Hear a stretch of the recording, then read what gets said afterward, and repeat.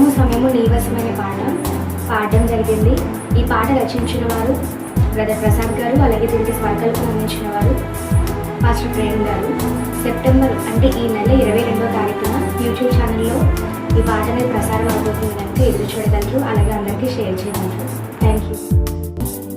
పుడుతున్నవారు